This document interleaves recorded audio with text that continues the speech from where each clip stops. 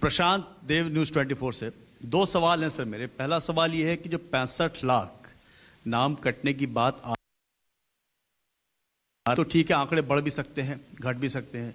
कितने नाम जुड़े फॉर्म 6 के, मतलब नए मतदाताओं, जब से एसआईआर शुरू हुई कितने नाम जुड़े? दूसरा, आपने कई बार ये बात कही कि निराधार आरोप लगाए जा रहे हैं, वोट चोरी की जा रही है जिसमें कोई सत्यता नहीं है। अगर ये बात सच है, दूसरी तरफ आप ये कहते हैं कि वैध मतदाता कोई छूटे नहीं, और अगर कोई लीडर, कोई भी लीडर अगर इस तरह का झूठ बोल रहा है, क्या आपके पास कोई अधिकार नहीं है उनके खिलाफ कानूनी कार्रवाई करने का? आप उनको बनाते हैं, रजिस्ट्रेशन देते हैं। ये दो सवाल है सर। पहला ये था कि 6 महीनों में इतने मृत लोग कैसे पाए गए। शायद इसका जवाब मैं पहले दे चुका था कि पिछले 20 सालों से जब ये नॉर्मल रिवीजन होता है तो घर घर जाकर इन्यूमरेशन फॉर्म नहीं दिया जाता है, और शायद इसलिए कई बार जब घरों में किसी की मृत्यु हो जाती है तो वो इन्फॉर्मेशन बीएलओ के पास कैसे आएगी? तो बीएलओ के पास अगर उस परिवारजनों ने न बताई तो बीएलओ के पास संभव नहीं होगा। इसीलिए 22 लाख मतदाता कोई 6 महीने में मरे हुए नहीं हैं। ये वो मृत मतदाता हैं जो लगभग पिछले 20 सालों में रिकॉर्ड करने से छूट गए, और इन्यूमरेशन फॉर्म की वजह से ये सत्य सामने आ रहा है। एक बात जो मैं आपके माध्यम से भारत की जनता तक पहुंचाना चाहता हूं, वो ये है कि मतदाता सूची एक विषय है और मतदान करना दूसरा विषय है। मतदाता सूची में किसी का नाम गलत आ सकता है।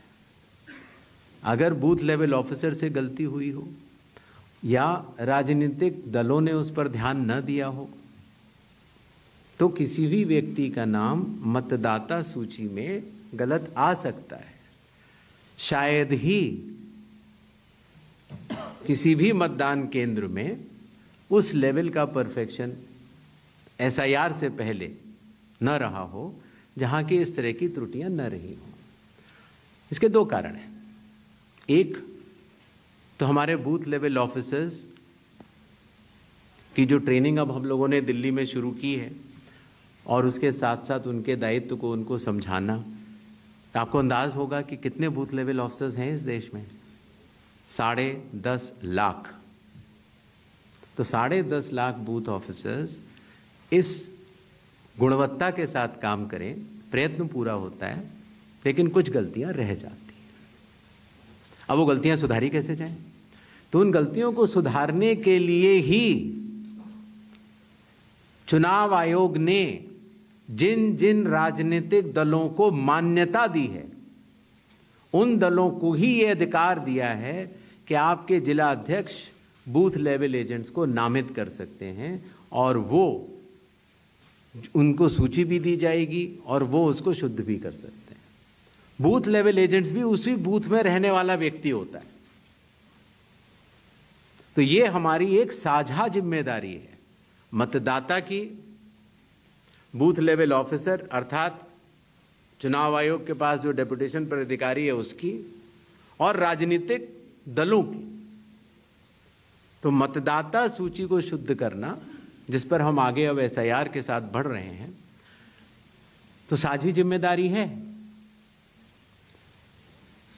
लेकिन बिहार में चूंकि हमारे बूथ लेवल ऑफिसर्स ने बूथ लेवल एजेंट्स और राजनीतिक दलों के साथ मिलकर ही काम किया, उसकी कॉपीज मैंने आपको दी हैं, कि जो लोग मृत पाए गए, जो लोग स्थानांतरित पाए गए, जिन लोगों के 2 जगह मतदाता सूची में नाम है, वो सभी ने मिलकर सत्यापित किए हुए हैं। तो शायद इसीलिए जब 1 अगस्त के बाद हमारी डेली बुलेटिन आनी शुरू हुई तो किसी भी राजनीतिक दल ने अभी तक एक भी आपत्ति दर्ज नहीं कराई है। तो क्या इसके 2 ही अर्थ हो सकते हैं? या तो प्रारूप सूची एकदम शुद्ध है, जो कि चुनाव आयोग नहीं मानता। चुनाव आयोग कह रहा है कि 1 सितंबर तक हम समय देते हैं, इसमें त्रुटियां हो सकती हैं, आइए सब लोग आइए, इसको शुद्ध करते हैं। 15 दिन अभी बाकी हैं। 1 सितंबर के बाद अगर उसी तरह के आरोप लगने शुरू हुए तो जिम्मेदार कौन? हर मान्यता प्राप्त दल को अभी भी 15 दिन बाकी हैं। अगर आपको अंदाज हो तो 1.5 लाख से ज्यादा बूथ लेवल एजेंट्स हैं। बूथ लेवल ऑफिसर तो सिर्फ जब हम लोगों ने किया था तो 77,000 थे, उसके आधे थे। हम लोगों ने ये काम 20 दिन में समाप्त कर दिया था।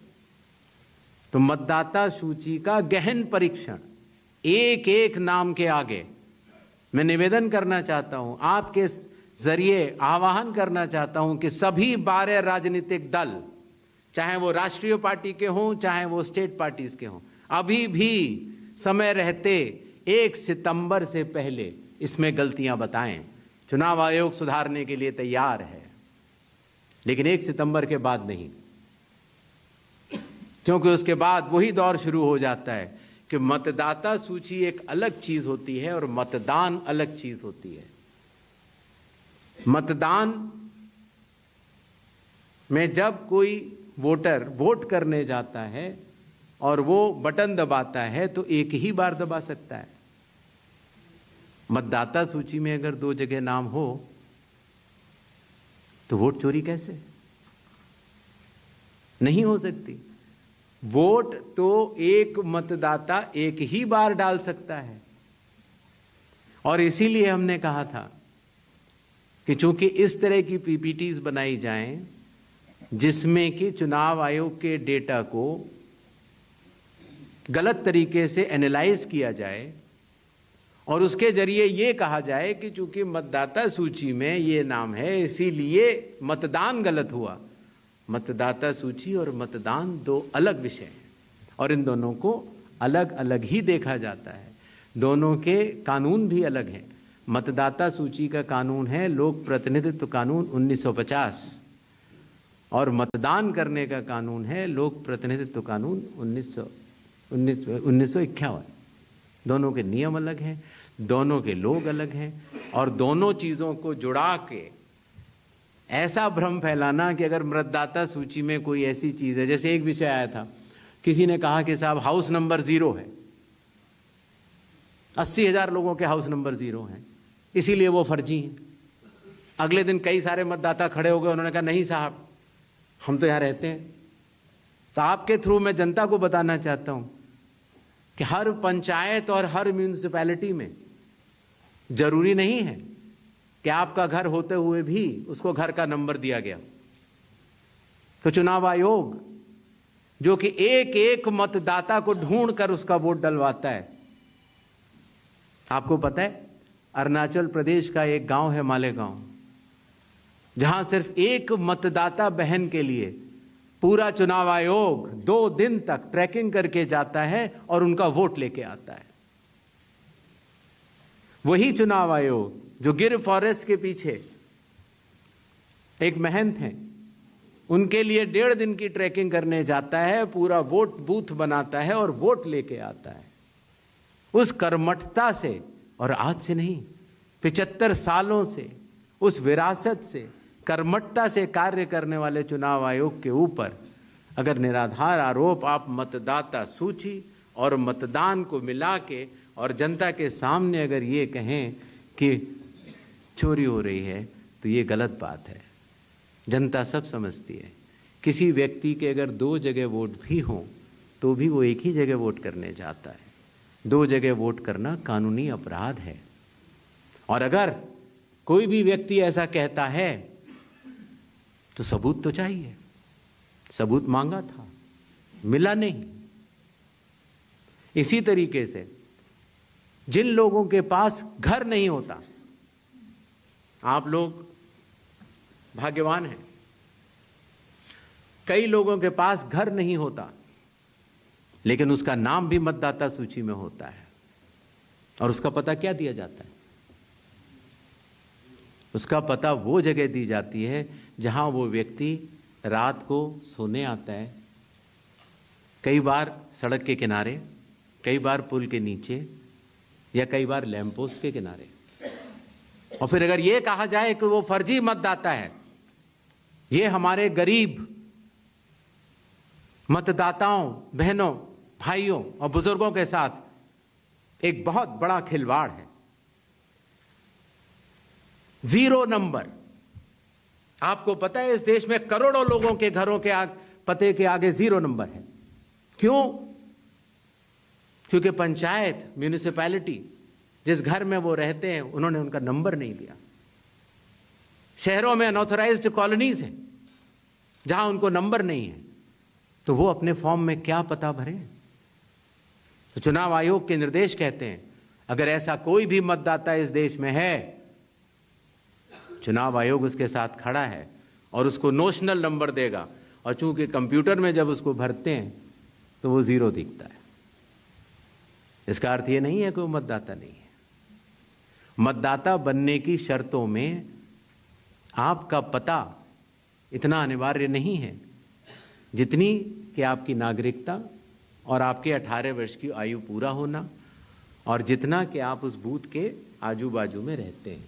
इन अनिवार्यताओं के तहत ही आपका वोट बनता है। शिकायत के ऊपर जांच क्यों नहीं होती, इस सवाल का जवाब भी देना बनता है। अगर मीडिया में किसी एक व्यक्ति के बारे में शिकायत आ जाए तो चुनाव आयोग कहता है कि नियम में तो नहीं है लेकिन कर लेनी चाहिए। वो सीईओ को बोलता है, या सीईओ कई बार चीफ इलेक्टोरल ऑफिसर स्वतः संज्ञान ले लेते हैं, डीएम स्वतः संज्ञान ले लेते हैं और जांच कर लेते हैं। लेकिन अगर आरोप 1.5 लाख मतदाताओं का हो तो क्या बिना किसी सबूत के, बिना किसी हलफनामे के 1.5 लाख मतदाताओं को नोटिस जारी कर दिया जाए